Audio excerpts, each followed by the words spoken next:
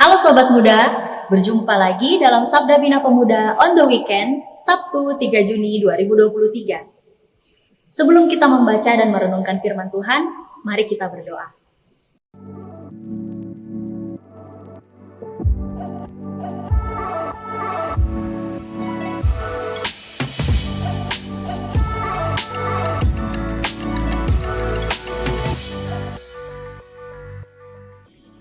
Tuhan Allah Bapa kami yang bertahta dalam kerajaan surga, kami bersyukur bahwa kami boleh menikmati kehidupan hingga saat ini.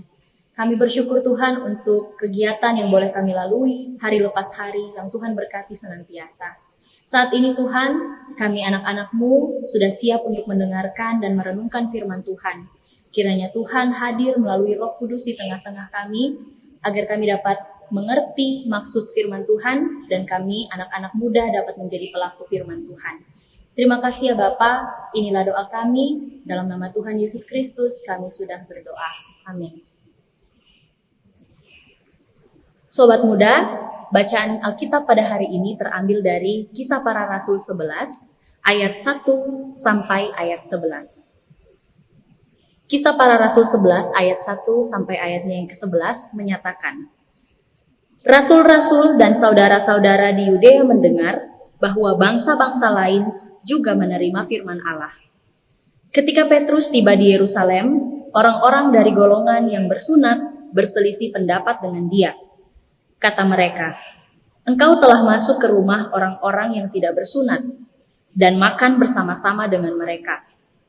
Tetapi Petrus menjelaskan segala sesuatu berturut-turut, katanya, "Aku sedang berdoa di kota Yope. Tiba-tiba rohku diliputi kuasa ilahi dan aku melihat suatu penglihatan. Suatu benda berbentuk kain lebar yang bergantung pada keempat sudutnya diturunkan dari langit sampai di depanku. Aku menatapnya dan di dalamnya aku lihat segala jenis binatang berkaki empat dan binatang liar dan binatang menjalar dan burung-burung. Lalu aku mendengar suara berkata kepadaku, 'Bangunlah hai Petrus, sembelihlah dan makanlah.' Tetapi aku berkata, 'Tidak Tuhan, tidak. Sebab belum pernah sesuatu yang haram dan yang tidak tahir masuk ke dalam mulutku.' Akan tetapi untuk kedua kalinya suara dari sorga berkata kepadaku, 'Apa yang dinyatakan halal oleh Allah, tidak boleh engkau nyatakan haram.' Hal itu terjadi sampai 3 kali, lalu semuanya ditarik kembali ke langit. Dan seketika itu juga 3 orang berdiri di depan rumah di mana kami menumpang. Mereka diutus kepadaku dari Kaisarea." Demikianlah firman Tuhan, berbahagialah kita yang mau mendengar dan melakukannya dalam kehidupan sehari-hari. Saya akan membacakan Sabda Bina Pemuda hari ini bagi kita semua dengan judul Firman Allah bagi semua bangsa. Sobat muda, perkembangan teknologi masa kini membuat kita bisa bergaul dengan orang-orang asing dari belahan bumi lainnya. Hal ini sangat berbeda dengan situasi 20-30 tahun lalu ketika mau berkoresponden dengan orang asing, yang hanya bisa dilakukan melalui surat pos. Sekarang semua serba dimudahkan. Berbagai sarana media sosial membuat dunia tanpa batas. Bahkan, cukup banyak pasangan suami istri yang berbeda asal negara disebabkan karena kemudahan berinteraksi, saling mengenal secara intens, dan akhirnya menjalin LDR atau long distance relationship. Khusus terkait hal ini, usahakan hanya dengan mereka yang seiman, yang mengenal Tuhan Yesus Kristus. Kisah Kornelius yang kita baca kemarin masih berlanjut. Percakapan dengan Petrus dan kuasa Roh Kudus yang turun ke atas Kornelius, sanak saudara dan sahabatnya, membuat mereka memberi diri dibaptis dalam nama Yesus Kristus. Tapi hal ini membuat Petrus saat pulang ke Yerusalem berselisih pendapat dengan golongan bersunat. Ini disebabkan karena Kornelius, orang Italia, dinilai sebagai orang tak bersunat. Pantang sekali bagi orang Yahudi untuk bergaul dengan orang tak bersunat. Petrus pun memberikan argumentasi, penjelasan, dan kesaksian atas penglihatan yang diterimanya dari Allah. Petrus tidak ragu menyampaikannya karena ia tahu bahwa Roh Kudus yang telah menuntunnya hingga sampai pada keputusan untuk menemui Kornelius, orang yang saleh dan rajin berdoa kepada Allah, sekalipun ia berbeda bangsa.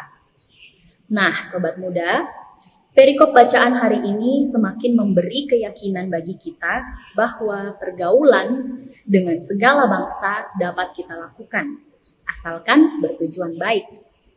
Untuk dapat melakukannya, kita harus mengundang Roh Kudus berkarya dan menolong, sehingga kita tidak salah mengambil keputusan untuk bergaul atau memilih teman, khususnya dari bangsa yang berbeda. Sobat muda, Tuhan mengutus Petrus untuk pergi menemui Kornelius yang berbeda bangsa dan golongan pada waktu itu. Dan pada waktu itu, orang-orang seperti Kornelius dan teman-temannya, mereka dianggap sebagai orang-orang yang najis atau tidak tahir. Kehadiran Petrus ternyata sangat penting bagi Kornelius dan orang-orang yang bersama-sama dengan dia. Dan dengan kuasa Roh Tuhan, Petrus membawa dampak yang besar bagi Kornelius dan teman-temannya melalui perkataan-perkataan pemberitaan Injil tentang Yesus Kristus yang keluar dari mulut Petrus. Walaupun mereka berbeda golongan, Petrus dipakai Tuhan untuk tidak membedakan mereka yang bukan Yahudi, melainkan untuk membuat sebuah perubahan besar bagi kehidupan mereka. Kita pun demikian, sobat muda. Tanpa kita sadari, kehadiran kita itu penting bagi orang lain, termasuk bagi orang-orang yang berbeda suku, bangsa, bahasa, budaya, agama, dan keyakinan dengan kita. Kita dihadirkan dalam perbedaan bukan untuk mengkotak-kotakan diri atau menjadi eksklusif, melainkan kita melebur, kita menjadi satu dalam perbedaan, memberitakan Injil Kristus dengan menjadi berkat dan memberi dampak yang baik bagi banyak orang yang kita kenal maupun yang tidak kita kenal. Kita tidak dituntut untuk langsung melakukan hal-hal yang besar dalam pemberitaan Injil, tetapi kita mulai dari hal-hal yang kecil, hal-hal yang sederhana, tapi berdampak besar dan tentunya berdampak positif. Dimulai dari mulut kita yang kecil dan perkataan-perkataan yang tentu saja keluar dari mulut kita yang kecil ini. Kalau dulu Tuhan mengirimkan roh dan kemampuan bagi Petrus untuk memberitakan Injil Yesus Kristus melalui perkataan yang keluar dari mulutnya bagi Kornelius dan orang-orang yang bersama-sama dengan mereka, maka sekarang di zaman ini, di zaman kita hidup ini, Tuhan juga memberikan roh dan kemampuan bagi kita untuk dapat melakukan pemberitaan Injil melalui jempol kita yang mungil tapi lincah untuk bergerak, mengetik, mengirim, dan menyebarkan pesan-pesan yang baik yang berdampak positif bagi seluruh ciptaan Tuhan. Kita bisa mengetik berbagai teks, berbagai pesan di media sosial dan berbagai platform online lainnya. Sobat muda, lewat mulut yang kecil ini dan jempol yang mungil dan lincah ini, seluruh ciptaan Tuhan dalam dunia yang penuh perbedaan ini dapat terberkati. Sebagai pemuda-pemudi Kristen yang aktif dalam media sosial, kita bisa menyiarkan pesan-pesan dan ajakan-ajakan untuk memelihara lingkungan hidup, untuk bersatu dalam perbedaan, ajakan dan pesan untuk menghapus kekerasan dan menciptakan perdamaian melalui jempol dan mulut kita. Mari sobat muda, teladanilah Petrus, selantiasalah minta Roh Kudus untuk menjadi berkat bagi sesama manusia dan seluruh ciptaan, dan terus-menerus kita memberitakan kebenaran firman Tuhan lewat tutur kata, lewat perilaku dan teladan kehidupan kita di dunia nyata maupun di dunia virtual. Tuhan Yesus memberkati. Amin. Rekan-rekan pemuda, mari kita berdoa. Allah Bapa kami yang baik, kami mengucap syukur untuk firman Tuhan yang sudah boleh kami baca dan kami renungkan bersama-sama. Kiranya Tuhan memberkati kami semua untuk kami bisa menjadi pelaku firman Tuhan yang hidup dimanapun Tuhan menempatkan kami. Bapa, berkatilah kami untuk senantiasa memiliki kasih satu terhadap yang lain, agar kami bisa saling menopang, mendukung, mengasihi satu dengan yang lain, Tidak hanya sesama yang kami kenal ya Tuhan, tetapi juga kepada seluruh ciptaan yang Tuhan percayakan untuk hidup di tengah-tengah kami. Ajarkanlah kami untuk senantiasa menjadi contoh dan teladan yang baik bagi keluarga, bagi pergaulan kami, dan orang-orang yang kami temui hari lepas hari ya Tuhan. Bapa di surga, pada saat ini kami mau berdoa untuk kehidupan kami, untuk pergumulan kami, setiap hal yang kami doakan dan kami gumuli secara pribadi, Tuhan kiranya mendengarkan dan Tuhan jawab sesuai dengan waktu dan kehendak Tuhan saja. Kami percaya Tuhan akan memberikan segala sesuatu yang terbaik bagi kehidupan kami. Kami menyerahkan pekerjaan kami, pelayanan kami, sekolah kami, studi kami, bahkan tugas tanggung jawab pelayanan kami ketika Tuhan mempercayakannya kepada kami. Biarlah kami boleh senantiasa menjadi anak-anak Tuhan yang tekun, taat dan setia untuk melakukan kehendak Tuhan dimanapun Tuhan menempatkan kami.